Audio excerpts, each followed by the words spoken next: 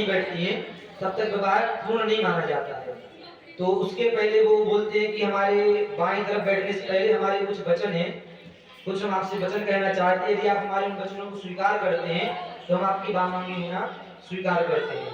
तो सबसे पहले सीता जी के द्वारा कन्या पक्ष से 7 वचन है, आप सभी लोग ध्यान से सुनेंगे कि हे पति देव, मैंने श्रद्धा भक्ति पूर्वक अनेक पुण्य किए, जब किया तब किया, दान दिया, ठीक है, देवी देवता का पूजन भी किया, और उसी के फल से मैंने जो आराधना की, जब तक पूजन पाठ जो भी किया, व्रत किया, उसके फलस्वरूप आप मुझे पति के रूप में प्राप्त हुए हैं।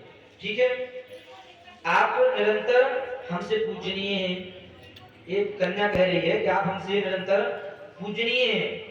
और जो गृहस्थाश्रम है, गृहस्थाश्रम में सदा सुख दुख का आना जाना सदैव लगा रहता है।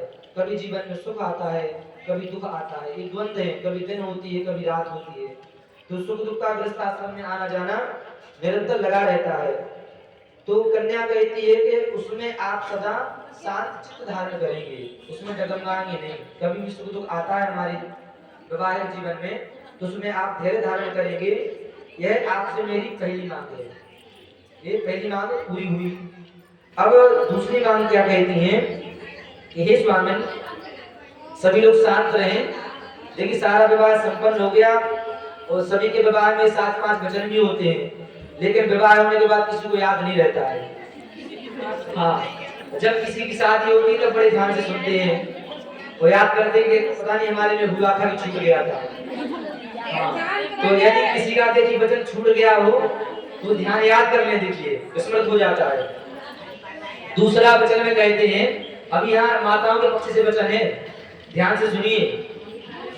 तो फिर से कन्या कहती है कि हे स्वामी, अब से आप बावली यानी कि जो कूप, तालाब, सरोवर जो खुदवाते हैं आदि का निर्माण करें।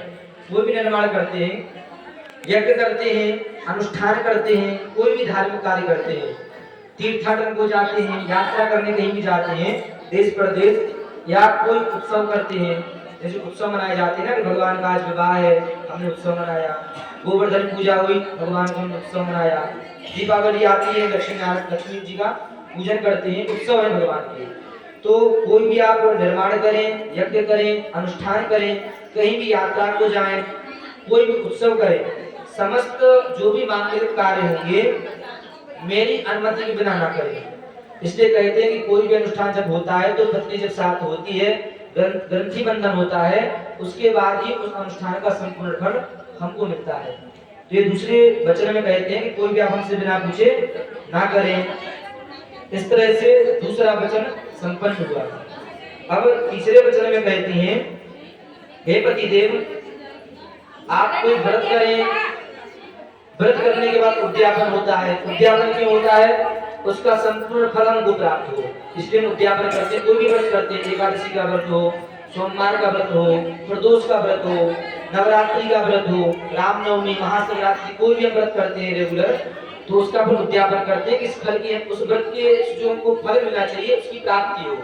इसलिए यदि आप व्रत करते हैं, उद्यापन करते हैं, दान करते हैं, दान करना ये सब स्त्रियों का स्वभाव है, ये माताओं का स्वभाव है। तो व्रत भी करती है, दान करती है, उद्यापन करती है, तो ये सब मेरे धर्म है। मेरे इस कार्य में आप कभी भी बाधा नहीं डालेंगे।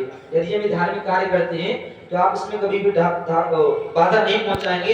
यह आपसे मेरी तीसरी मांग है। अब चौथी मांग कहती है कि हे स्वामी, आप अपने पुरुषार्थ द्वारा जो भी धन कमाकर लावेंगे, जो भी धन कमाकर आप लाएंगे, बैल तथा गाय, पहले के समय में बैल इत्यादि सब लोग खरीदते थे, बैल होते थे कि 84 लाख गाय नंद बाबा जी के यहाँ थी, तो सबसे बड़ी संपत्ति वही होती थी पहले। गोधन, गजधन, बाजधन और रतन धन खान, जब आवे संतोष धन, सब धन धूल समान। तो सबसे बड़ा धन तो संतोष ही होता है।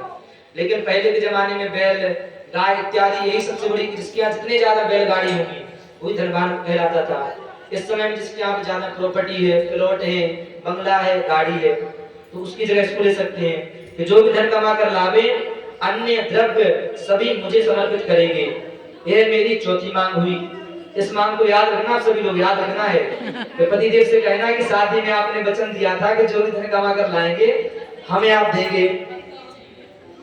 उसके बाद में पांचवी मांग कहती है कि हे पतिदेव, आज से आप हाथी, घोड़े आदि पशुओं को खरीदना या बेचना हमसे बिना पूछे नहीं करेंगे। यानी कोई भी प्रॉपर्टी खरीदें, कोई भी प्रॉपर्टी बेचें, हमसे बिना पूछे ना करें। कन्या इस तरह का पांचवा वचन पूरा हुआ। छठवें वचन में कहती हैं, हे पतिदेव, समय समय पर जो आप हमको रत्न या सोने धातुओं से बने अनेक प्रकार के आभूषण, चित्र विचित्र वस्त्रों को देते हैं। जब भी समय आता है तो आप खुश होकर हमें कोई अंगूठी दे दिए, हार बनवा दिए, कोई जेवर बनवा दिए, जो कुछ भी आप हमको आभूषण देते हैं, वस्त्र देते हैं, उनको फिर से आप लेने का लोभ नहीं करेंगे। जो आपने हमको दे दिया वो अब से हमारा है। यह कन्या का छठवां वचन हुआ।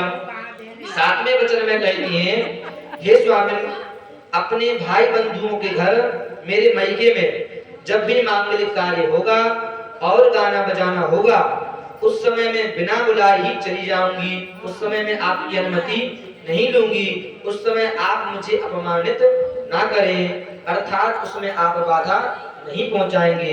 इस तरह से कन्या पक्ष के सातों वचन पूर्ण हुए। हमने कहा कि हे प्रिय, मेरे घर में रहने के, जब मैं घर पर रहूं उस समय आप क्रीड़ा करें, हंसी मजाक करें, पाउडर, लिपस्टिक आदि से शरीर सजाना, जो भी सूरज श्रृंगार आप सबके होते हो, शरीर को सजाना, पार्लर जाना हम रहित करें। सामाजिक कार्य जो भी है वो आप करें। देव दर्शन को जाना है आप जाएं। आदि हास्य परिहास कर सकते हैं। दूसरे के घर जाना आदि कार्य आप सब करो। कब करो? जब मैं घर पर हूँ उस समय। किंतु पति के घर से चले जाने पर, यदि पति प्रदेश चले जाएं, उनके चले जाने पर जो पतिव्रता स्त्री है उसको पूर्वोक्त कार्य नहीं करने चाहिए। जो भी पूर्वोक्त बतलाए गए हैं वो नहीं करना है।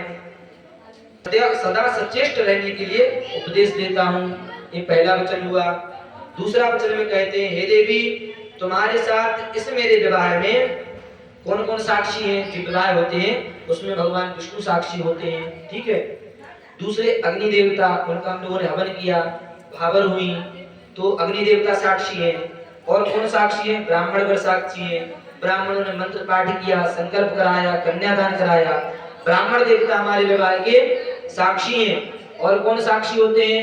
बंधुगण साक्षी होते हैं। जो बंधु बांधव शादी में उपस्थित होते हैं, रिश्ते नातेदार आते हैं, वो हमारे विवाह के साक्षी हैं। और कौन साक्षी होते हैं? यदि दिन में शादी हो तो सूर्य भगवान का दर्शन करते हैं, तो सूर्य भगवान साक्षी। यदि रात में शादी हो तो उत्तर दिशा में ध्रुव तारा का दर्शन करते हैं, तो ध्रुव महाराज साक्षी होते हैं। ये हमारी शादी के साक्षी रूप में है। इनके साक्षित्व में आज मैं तुम्हें अपनी पत्नी स्वीकार करता हूँ। इस तरह से दूसरा वचन संपन्न हुआ। तीसरे वचन में वर कहता है, हे वरानने, तुम सदैव अपना चित्त मेरे अनुकूल रखना, ठीक है। हमारी उचित आज्ञा का निरंतर पालन करना। हम यदि आपको उचित आज्ञा देते हैं तो उसका कभी भी उल्लंघन नहीं करना है। अब कहते हैं कि हे पतिव्रते, तुम्हारा परम कर्तव्य है जिस प्रकार मुझे संतोष हो उसी प्रकार कार्य करना। और सबसे इम्पोर्टेंट बात है, महत्वपूर्ण बात है, सभी लोग ध्यान से सुने। पर कहता है कि मेरे माता पिता भाई बंधुओं के विषय में आदर पूर्वक भक्ति भाव रखना एवं सदा मेरे आदेश का पालन करना है। इस तरह से चौथा वचन संपन्न हुआ। अब पांचवा वचन में कहते हैं, हे सुमुखी, पत्नी के बिना जो गृहस्थ आश्रम है वह अधूरा है, पूर्ण नहीं होता है। और गृहस्थ आश्रम धर्म का पालन नहीं हो सकता है।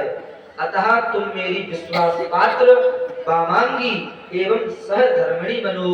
इस तरह से 5 वचन संपन्न हुए। बोलिए श्यावर रामचंद्र भगवान की, नमः पार्वती पते।